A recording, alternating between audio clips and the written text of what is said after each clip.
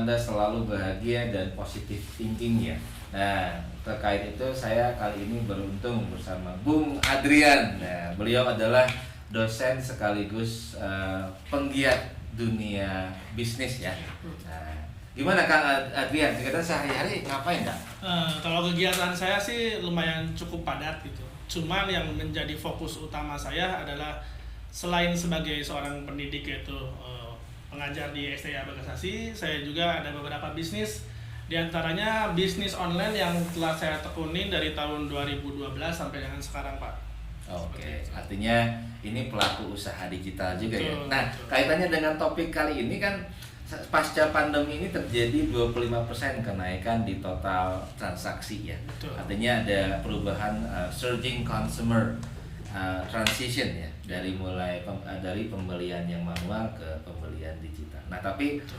dari kenaikan ini online shopping dan online food retail gitu ya, itu menjadi dua yang dicatat sebagai yang paling populer. Nah, tapi ini kok ngomong-ngomong ya Kang Adrian, kalau nggak salah kan tadi kita ngobrol punya data bahwa ini tidak sebanding lurus dengan naiknya juga usaha ekspedisi, bahkan usaha ekspedisi justru jatuh terbalik gitu ya. Betul. Ini kenapa kira-kira Kang? Apa bahasannya? Kalau menurut saya pribadi ya, jadi kita ini kan selama ini terlalu fokus, terlalu sering membahas mengenai masalah bisnis digitalnya gitu kan, terus finansialnya juga, bisnis finansialnya, tapi kita juga lupa bahwasannya output terakhir dari bisnis online ini adalah ekspedisi gitu. Betul. Nah, dari data yang saya punya dari tahun 2015 sampai tahun 2018, salah satu jasa ekspedisi yang mungkin tidak asing lagi kita dengar namanya yaitu JNE itu menguasai pasar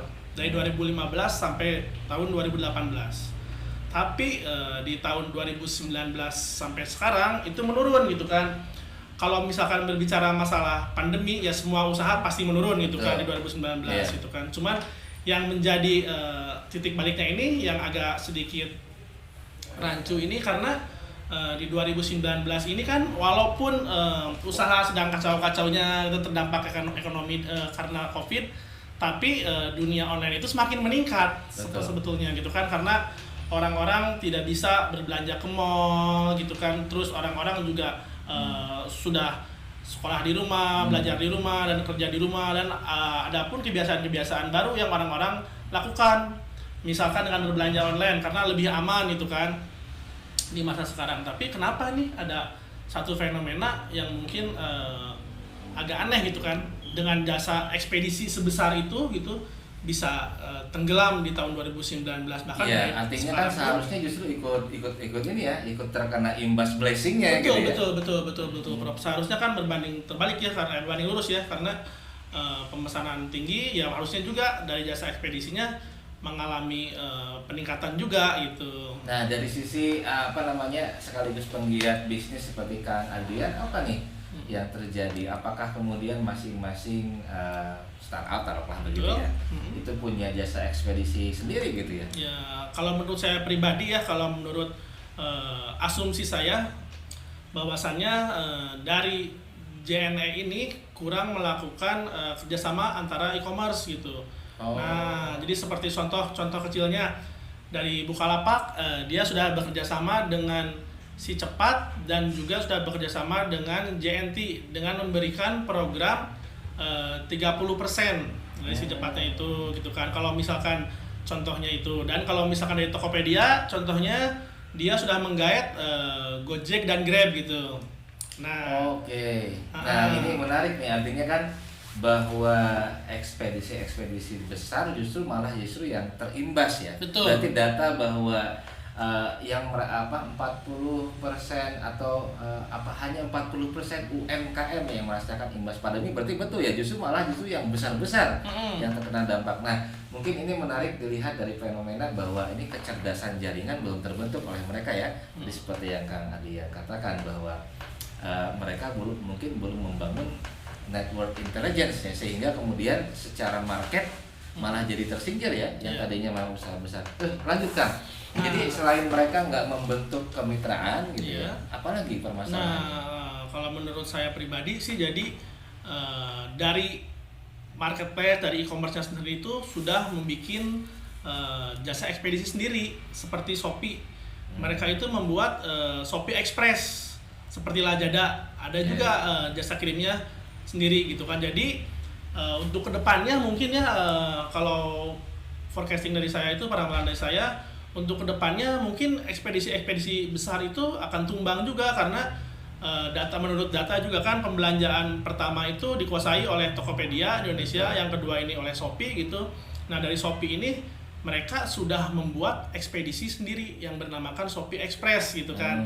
Nah di sini Shopee Express juga kalau menurut saya pribadi dan menurut data yang ada di lapangan bahwasannya pekerja dari Shopee Express ini kebanyakan mitra gitu loh. Jadi dia itu tidak mengikat pekerja tetap. Jadi kalau misalkan orderan tambahannya banyak, orderannya banyak, mereka memanggil mitra untuk bekerja gitu kan. Kalau mungkin misalkan di JNE mereka tidak menerapkan sistem seperti itu. Jadi kan pekerja JNE ini mau banyak mau kecilnya orderan, volume orderannya mungkin mereka akan menggaji yang tetap, yang sama gitu kan. Tapi berbeda dengan sistem yang dilakukan oleh Shopee dan Lazada seperti itu, Pak. Nah artinya di satu sisi ini kan merugikan orang yang justru melakukan mereka yang justru doing things right ya. Betul. Melakukan hal yang betul dengan memperhatikan hak dan kewajiban pekerja. Nah Betul.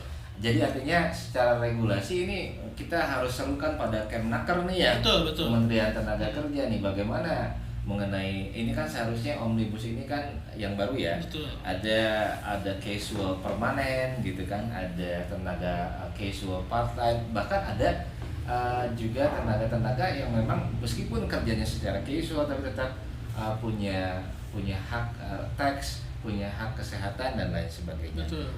Melihat ceritanya Kang Adrian kan tanpa misalnya kita menyebut brand ya, karena kan pada saat ini terjadi bisa jadi seperti bola salju kan. Betul. Orang mengikuti begitu saja terlepas siapa brand mana yang memulainya. Nah kira-kira itu pesan buat Kemnaker dari sisi pebisnis Kang dan kemudian pemerhati bisnis gitu katakanlah, gimana ya solusinya selain misalnya regulasinya disentil gitu, apa kira-kira yang bisa membuat hal ini tidak merugikan baik itu bagi pekerjanya maupun pengusaha yang baru mulai. Ya.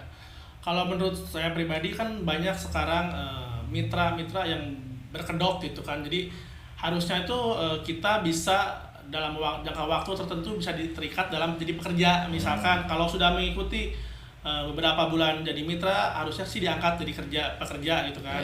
Dengan dapat jaminan kesehatan dan lain-lainnya seperti itu. Dan untuk pelaku bisnisnya juga itu kan sangat menguntungkan pelaku bisnisnya ya, sementara merugikan untuk para pekerjanya gitu kan. Nah kalau win-win solutionnya mungkin kalau dari saya pribadi bahwasannya kita harus mengikuti aturan yang ada gitu, dengan tentunya dilibatkan oleh pemerintah. Misalkan kalau kita jalan di e-commerce ya e-commerce saja, tapi kalau kita di ekspedisi saja, dan ada peraturan yang terteranya gitu kan mengenai undang-undang konsumennya juga kan sudah ditetapkan ada gitu kan. Betul. Jadi yang bersifat mitra ini kalaupun ada kesalahan diberatkannya kepada mitranya gitu kan. Tapi kan kalau misalkan profesional, kalau ada kesalahan atau barang hilang dan lain-lain, mungkin mereka sudah bekerja sama dengan asuransi, pihak ketiga asuransi. Jadi dari sisi ekspedisinya pun, kurirnya pun tidak akan mengalami kerugian besar karena sudah terdaftar asuransinya juga. Betul. Gitu bro. Artinya konsumen juga harus kritis ya terhadap atau harus mampu memahami literasi perlindungan konsumen yang ada di Indonesia ya. Jangan sampai juga ini murah gitu tapi terus pada saat terjadi apa-apa dengan kiriman kita tidak ada yang tanggung jawab gitu ya. Kang ya pesan moralnya. Lalu apalagi yang bisa menjadi literasi publik nih dalam hal soal ini kan blessing pandemi ini mengajarkan orang untuk juga memiliki komunitas ekonomi digital lah katakanlah begitu. Nah dari sisi ini apa pesan Kang Adrian sebagai pebisnis sekaligus pemerhati bisnis? Kalau untuk dari segi UMKM seperti apa Pak maksudnya? Boleh dari sisi dunia usaha yang memang masih merangkak, yang ultra mikro kalau perlu gimana? Kalau lihat kita dari segala sisi aspek dari bisnis online, karena sekarang bisnis itu sudah tidak lagi antara individu ke individu, individu ke kelompok gitu kan, tapi kita juga sekarang marketnya itu pasarnya sudah di online gitu kan. Nah dari online-nya ini, pasar online pun terbagi dari beberapa segmentasi gitu kan. Kalau misalkan di media sosial sekarang yang trafficnya sedang naik kan dari TikTok gitu kan. Jadi kita harus kreatif gitu kan, membuat konten-konten gitu, dan kita juga harus tanggap mengikuti tren algoritma maupun dari medsosnya maupun dari e-commerce-nya gitu. Jadi kita jangan sampai punya asumsi kita jualan misalkan di Facebook karena kita sudah merasakan dagingnya jualan di Facebook, tapi kita tidak bisa tidak beralih ke TikTok gitu kan, karena di Facebook juga saya sudah jualan, sudah ada hasilnya nih, sudah merasakan dagingnya gitu kan. Tapi kita tidak bisa seperti itu, kita harus mengikuti perkembangan zaman yang ada. Dengan zaman yang sekarang, dari Facebook mungkin ada pergeseran ke TikTok, karena yang usernya Facebook ini pasti sekarang itu kalangan-kalangan dewasa atau orang tua, tapi kan pasarnya dari digital ini kebanyakan anak muda, anak milenial yang sekarang mengakses TikTok gitu. Baik, berarti kan seiring dengan dinamika bisnis ya, yang memang tidak ada sebuah realitas yang absolut ya dari dalam usaha dan market. Betul. Artinya bahwa catatan kebijakan yang bisa dihasilkan adalah bahwa kebijakan pun harus seperti itu. Ada konsep yang dinamakan dynamic governance, bahwa pemerintah atau agile governance, bahwa pemerintah harus cukup inovatif, dinamis, dan tidak menggunakan bahasa kekuasaan terus ya, karena dunia bisnis tidak perlu menunggu kekuasaan gitu ya untuk kemudian bisa justru menghasilkan kekuasaan tersendiri, contoh monopoli dan oligarki gitu ya. Baik, sekian sahabat sorotan Rizwanda. Jadilah orang yang kritis dan kemudian mau membaca sesuatu yang kita ingin kritis.